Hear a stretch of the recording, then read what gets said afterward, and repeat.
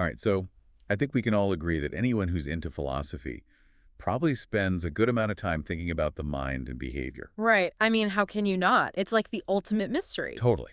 And that's why today we're diving deep into some foundational ideas from the world of psychology. We'll be looking at Talks to Teachers on Psychology by William James, a book that really tried to make psychology accessible to, well, teachers at the turn of the 20th century. Yeah, what's so cool about this book is that Jenks wasn't trying to make everyone into a scientist or anything. He just wanted to give teachers a practical understanding of how the mind works, so they could better understand their students. So it's not just for teachers then. Oh, absolutely not. Anyone who's interested in the human mind, especially from a philosophical perspective, can get a lot out of this. James's ideas are super relevant even today. And I guess that's our mission today, right? To sort of extract those core concepts from Talks to Teachers that are relevant not just for teaching, but also for, like you said, anyone who's ever thought about what it means to be a thinking, feeling, experiencing human being. Exactly. We're going to focus on how James described what was going on in the mind, not so much on like ultimate explanations or, theories of where the mind comes from. It's very descriptive. And for someone with a philosophical background, that's something to keep in mind. Oh, yeah, that's a good point. I mean, as a philosopher, I'm always thinking about the big why questions, the nature of reality and all that. Yeah. But James was more focused on the how. Exactly. He was asking, like, what does consciousness actually feel like? What does it do? How does it help us survive in the world? It's a really pragmatic approach, which is different from some philosophical traditions. It's like he was saying, okay, we may not know exactly what consciousness is, but let's look at what it does, how it behaves. Exactly. So today we'll explore some of James's most fascinating ideas. The stream of consciousness, the child as a behaving organism, the connection between impression and expression, he loved that one, and the role of habit, association, memory, the development of different kinds of concepts, the concept of apperception, and finally, his thoughts on the will. That's a lot to cover. hmm So let's jump right in, maybe starting with this idea of the stream of consciousness is probably his most famous concept. Yeah, everyone loves the stream. It's such a vivid metaphor. He literally compares consciousness to a river. Right. Always flowing, never stopping, with no clear boundaries between thoughts. Exactly. He really wanted to get across that our minds aren't just a bunch of separate ideas stacked up neatly, but this constant dynamic process of experience. And within this stream, he talks about focal and marginal consciousness. Can you explain what those are? Sure. So imagine you're right now listening to this. You're focused on what we're saying. That's your focal point. Right. Trying to follow along. But at the same time, you might be vaguely aware of other stuff going on around you, like maybe some traffic outside, or the feeling of your chair, or even random thoughts popping into your head. That's the marginal part of your consciousness. I see. It's like the stuff on the periphery of our attention, not quite in focus, but still there. Exactly. James said both are important, both are part of the whole experience of consciousness. It's like, think about reading a book.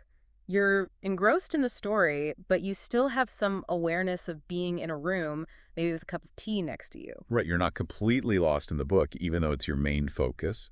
And this whole thing about the stream, it really pushes back against the idea that our thoughts are like individual static pictures in our minds, right? Totally. James thought of an idea not as a thing, but as a process, like a little burst of mental energy. So it's not like, oh, here's the idea of a cat sitting there in my mind. It's more like the process of thinking about a cat. More like a verb than a noun. And all this has some pretty big implications for how we think about memory and learning, which we'll get to later. Oh, definitely. But for now, let's shift gears a bit and talk about James's view of the child as a behaving organism. Okay.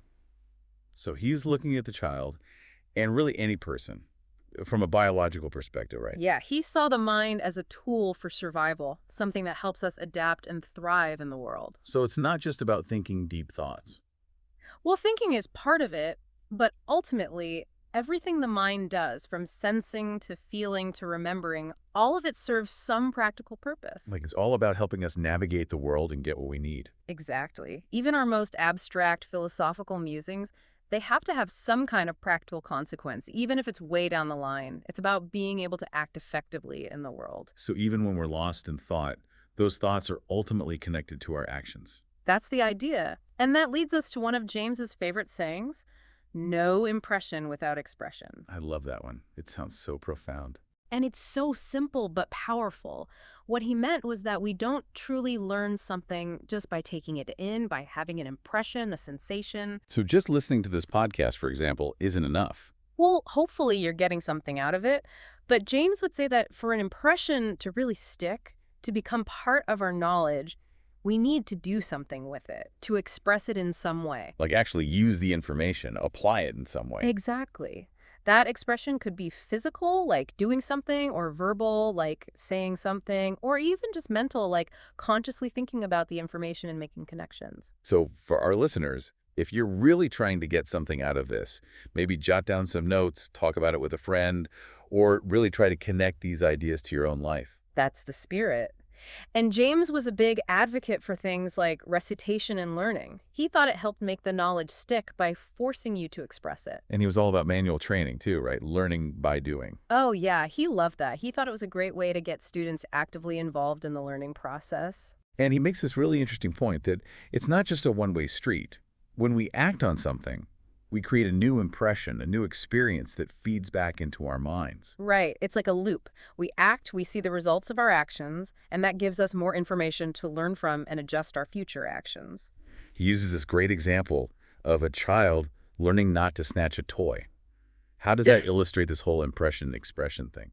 Okay, so picture a little kid who sees a toy they want.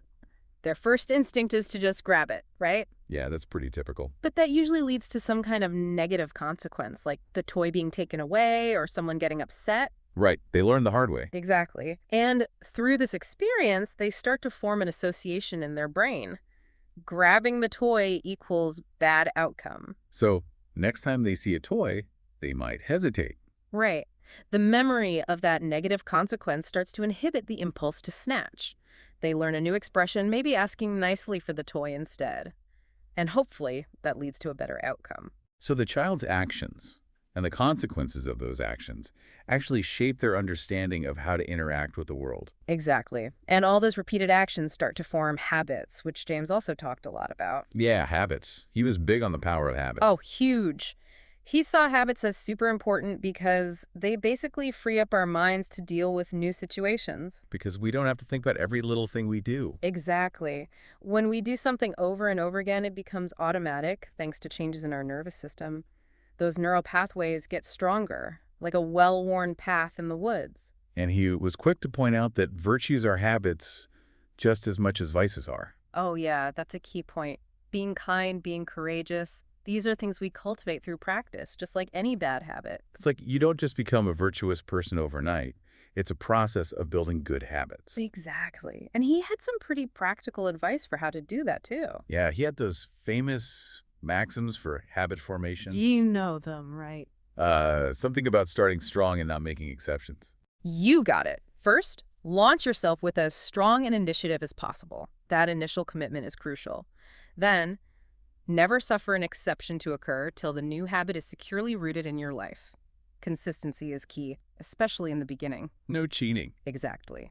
And the third one, seize the very first possible opportunity to act on every resolution you make and on every emotional prompting you may experience in the direction of the habits you aspire to gain. Wow, that's a mouthful. But basically, don't wait around, just do it. Right. The more we act on our good intentions, the stronger those habits become. But on the flip side, he also warned about the danger of just feeling good intentions but never acting on them. He called those people nerveless sentimentalists and dreamers. He did. People who get all caught up in feeling good about themselves but never actually do anything to make those feelings a reality. And he actually used Darwin as an example. What, like the evolution guy? The one and only. Darwin apparently said that he lost his taste for poetry because he just stopped reading it. Huh. So even something like appreciating art requires practice. According to James, yeah. If you want to keep those good habits, those good qualities, you got to keep exercising them. It's use it or lose it, basically. In a nutshell. And speaking of connections, that brings us to association and memory, two things James saw as deeply intertwined. So how did he explain why certain thoughts pop into our minds seemingly out of nowhere? He said it's all about association. Basically, a thought comes to mind because it's connected to something we've experienced before, either through what he called contiguity or similarity. Okay, break that down for me. So contiguity means things that happen close together in time or space. Like if I smell freshly baked bread, I might think of my grandma's kitchen. Exactly. The smell and the memory are linked because they were experienced together, In similarity. things that resemble each other. So you might see a red car and think of a fire truck because they share that common feature of redness. But our thoughts don't always seem to follow a logical order. Sometimes they jump around like crazy. How did James account for that? He recognized that. He said it's because of the constantly shifting focus of our attention. What's in the center and what's on the periphery, that's always changing. So it's like as one thought fades, another one pops up based on some association, but it can feel pretty random. Yeah, he acknowledged that. And then when it comes to memory specifically, he said that having a good memory depends on two key things: persistency and number of associations. Okay, persistency, that sounds like just having a good memory in general. Yeah, he thought that was largely innate, like some people just naturally retain information better. Some people are lucky that way. But the number of associations, that's something we can actually work on. So it's not just about how much information we can cram in, it's about how we connect it to other things we already know. Exactly. The more connections we make, the easier it is to remember something. It's like if I just try to memorize a list of random words, it's going to be way harder than if I create a story that links those words together. That's a great example. And James's advice for improving memory was basically think more, connect more, really engage with the information. Don't just passively absorb it. So he wasn't a fan of just rote memorization. Not really. He thought it was kind of pointless if it didn't lead to actual understanding. And he also talked about that weird phenomenon of knowing something but not being able to say it. Yeah, like having something on the tip of your tongue. He said that's because sometimes our knowledge is deeper than words and that we shouldn't underestimate the power of that inarticulate knowledge. It's like sometimes we just know things in a way that we can't fully explain. Exactly. But speaking of knowledge, how does our understanding of the world actually develop? James had some thoughts on that too. Yeah, he talked about how children's conceptions change as they grow up, right? He did. He saw it as a progression. Little kids are mostly interested in the concrete world, what they can see and touch and experience directly. It's all about the senses. Totally. But as they get older, their interests shift to relationships between things, especially cause and effect. So they start to think about how things work, how things are connected. Yeah, which is when they can start to grasp things like science and math. And then even later, they become more interested in abstract ideas like human relationships, ethics, and even philosophy. So it's like their minds are gradually expanding to encompass more and more complex concepts. Exactly. But he also warned about introducing those abstract ideas too early. Like trying to teach philosophy to a 5-year-old. Yeah, he thought that could backfire and actually turn kids off from those subjects. I can see that. Hmm. And he emphasized the importance of language and learning, especially as kids get older. Oh yeah, he was big on understanding the meaning of words, not just memorizing them. He thought rote learning was pretty useless. It's like, what's the point of knowing a bunch of fancy words if you don't actually understand what they mean? Exactly. And he thought the best way to learn was to start with concrete examples and then gradually move to more abstract ideas. Build a solid foundation first. Exactly. And that process of connecting new experiences to what we already know, that's where apperception comes in. Apperception. That's a new one. It's basically how we make sense of new things by relating them to things we already understand. So it's like we're always trying to fit new information into our existing mental frameworks. That's the gist of it. And James gives some really cute examples of kids doing this, like a child might see snow for the first time and call it sugar, or see a sail and call it a curtain. That's adorable. They're just trying to make sense of the world with the limited knowledge they have. Exactly. And sometimes they come up with some pretty funny interpretations. But he didn't like those rigid, overly complicated systems for classifying apperception, did he? No, he thought they were trying to impose too much order on something that's actually quite fluid and dynamic. He was all about the individual, how each person's unique experiences shape how they see the world. So it's like there's no one-size-fits-all way to understand new information. That's right. And he also pointed out that the same thing can be understood differently depending on the context, the person's mood, all sorts of factors. Like if I'm feeling happy, I might interpret a situation differently than if I'm feeling stressed. Exactly. Our emotions and our overall mental state definitely play a role in how we perceive things. And importantly, apperception isn't just a one-way street. It's not just our old ideas shaping our new experiences, but also the other way around. Right, it's a two-way interaction. The new can change the old. Like, think about that kid who's only ever seen square tables. Then they see a round table for the first time. Their whole concept of table expands. Boom! Their mind has been blown. Their understanding has evolved. And finally, we get to the will, which James saw as the culmination of all these mental processes because it's connected to our actions. He talked about inhibition. What did he mean by that? Basically, it's the ability to stop an impulse or an action that's already started. Like, I'm about to say something mean, but I Yep. stop myself at the last second. Exactly. It's that power of restraint, that ability to choose not to act on every thought that pops into our heads.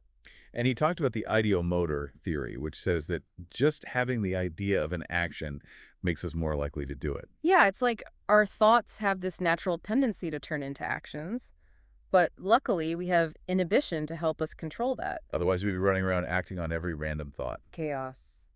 And he also touched on the associationist view of the will, which says that the self or the will isn't really a separate thing, but just a collection of all our thoughts and experiences. It's kind of like instead of having this little CEO in our heads making all the decisions, it's more like a democratic system.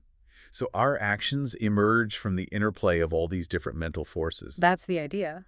But James also believed that we do have genuine voluntary action, that we can make conscious choices. So it's not all just automatic reactions. No, he said that when we deliberate, when we weigh our options and consider the consequences, that's when we're truly exercising our will. And he emphasized the role of voluntary attention Yeah. in this process, right? Huge.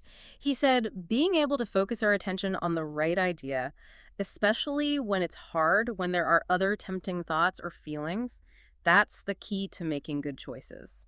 It's like, if I want to eat healthy, I have to consciously focus on that goal, even when I'm craving a donut. Exactly. And he said this voluntary attention, even if it's just for a brief moment, that's what shapes our character in the long run. So the more we practice focusing our attention on the right things, the better we become at making good choices. That's the takeaway. And of course, no discussion of the will can be complete without mentioning the big F word. Free will? You got it. It's the ultimate philosophical conundrum. And what did James have to say about it? He was honest about the difficulty of the question, but he personally leaned towards believing in free will. Based on his own experience. Partly, yeah. But also, he thought it was kind of a necessary assumption if we want to believe that our efforts and choices actually matter. So it's like, if we don't have free will, then what's the point of trying to improve ourselves? Right. And he famously said that maybe the first act of free will is to believe in free will itself. I like that. It's a thought-provoking idea. And he also offered some practical strategies for influencing behavior, like inhibition by substitution. Yeah, that one's all about focusing on a positive alternative instead of trying to suppress a bad habit directly. So instead of just telling myself, don't eat the donut, I could say, I'm going to have a delicious apple instead. Exactly. Redirect that attention and energy towards something good. And he also talked about the Lange-James theory of emotions, which says that our emotions are actually the result of our physical reactions to things. It's a bit counterintuitive, but it's an interesting idea. Like, we don't cry because we're sad because we cry. So our bodies are driving our emotions, not the other way around. That's the theory.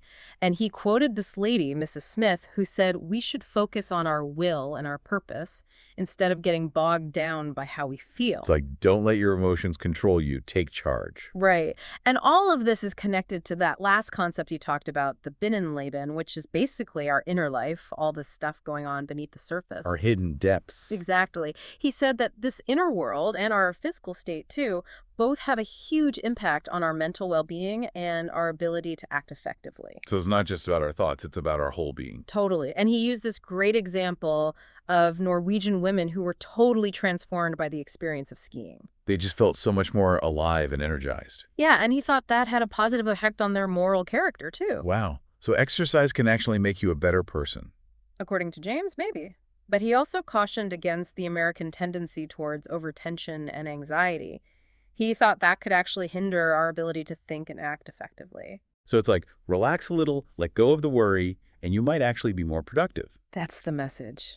So there you have it, a whirlwind tour of some of William James's key ideas from Talks to Teachers on Psychology.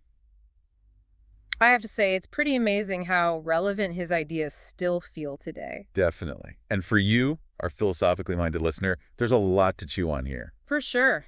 James's stream of consciousness really challenges our traditional notions of what the mind is. And his focus on the practical functions of mental processes gives us a whole new way to think about our thoughts and feelings. And the emphasis on action, on habit, that really underscores the fact that we're not just disembodied minds, we're physical beings, and our actions shape who we are. And then there's this whole thing about association and memory, this idea that our knowledge is structured by these connections we make between experiences. It's like our minds are giant webs of interconnected ideas. And apperception, that process of understanding new things through the lens of what we already know, that's such a fundamental part of learning. It's how we make sense of the world. And then, of course, there's the will, that ability to choose, to focus our attention, to shape our character. All very relevant stuff for anyone who's interested in the human condition, especially from a philosophical perspective. Absolutely. So the big question is, given James's ideas, how do we need to rethink our understanding of things like consciousness, free will, and the self? That's something for all of us to ponder. It's definitely food for thought. And we encourage you to explore William James's work further to see how these early psychological insights still resonate today, maybe even in fields like cognitive science and behavioral economics. Always good to see how these ideas evolve over time. Thanks for joining us on this deep dive. It's been a pleasure. And until next time, keep those minds flowing.